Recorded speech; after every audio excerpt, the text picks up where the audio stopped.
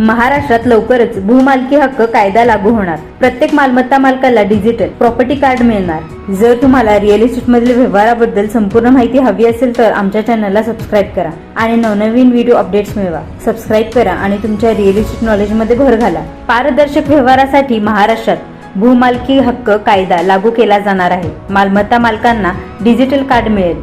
हिवाळी अधिवेशनातील या निर्णयामुळे वाद टळतील. महाराष्ट्र राज्यातील जमीन आणि मालमत्तेचे व्यवहार अधिक पारदर्शक, सुरक्षित आणि वादमुक्त करण्यासाठी महाराष्ट्र सरकार भूमालकी हक्क कायदा लागू करण्याच्या तयारीत आहे. महसूल मंत्री चंद्रशेखर बावनकुळे यांनी ठाण्यातील एका कार्यक्रमादरम्यान सांगितले की हा कायदा लागू करणारे महाराष्ट्र देशातील पहिले राज्य बनण्याच्या दिशेने वाटचाल करत आहे.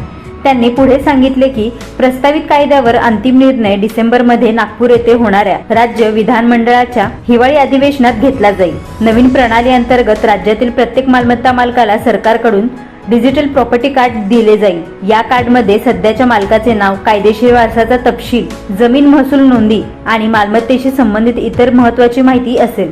भविष्यातील मालकी हक्काचे वाद कमी करण्यासाठी मालमत्ता मालकीची एक अस्सल आणि विश्वसनीय डिजिटल नोंद उपलब्ध करून देण्याचे सरकारचे उद्दिष्ट आहे. महसूल मंत्र्यांच्या मते डिजिटल प्रॉपर्टी कार्डच्या अंमलबजावणीमुळे मालमत्ता खरेदी विक्री करताना जुन्या कागदपत्राची आणि हस्तांतरण नोंदीची वारंवार पडताळणी करण्याची गरज मोठ्या प्रमाणात दूर होईल.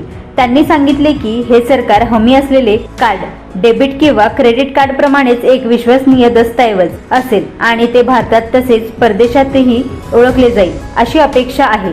तसेच शहरी सहकारी गृहनिर्माण सोसायट्यामध्ये राहणाऱ्या फ्लॅट मालकासाठी स्वतंत्र व्हर्टिकल प्रॉपर्टी कार्ड जारी करण्याची योजना ही राज्य सरकारची आहे. यामुळे प्रत्येक फ्लॅटसाठी एक स्पष्ट आणि स्वतंत्र मालकी नोंद उपलब्ध होईल. सरकारचा विश्वास आहे की या प्रणालीमुळे मालमत्ता व्यवस्थापन अधिक पारदर्शक होईल.